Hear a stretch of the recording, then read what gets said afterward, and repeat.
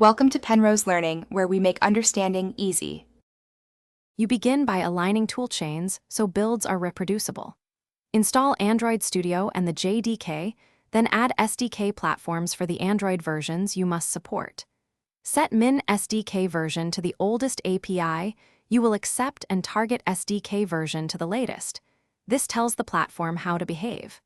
Once done, migrate to Android X and confirm Gradle uses a stable toolchain. Now you can build a clean debug APK and run it on an emulator, matching your min API to catch early issues.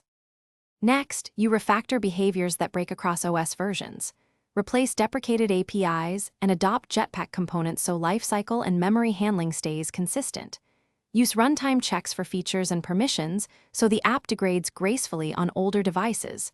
For example, verify sensor or camera availability before use. Audit dependencies. Update libraries to Android X-compatible versions or add compatibility shims. Once done, run suites on emulators and real devices across API levels to reveal subtle. Finally, you prepare the binary and harden delivery. Configure ABI splits and resource shrinking so you ship smaller APKs. Add ProGuard or R8 rules to protect and optimize code. Sign the release build with your production key and prefer an Android app bundle for Play distribution to deliver device-specific assets.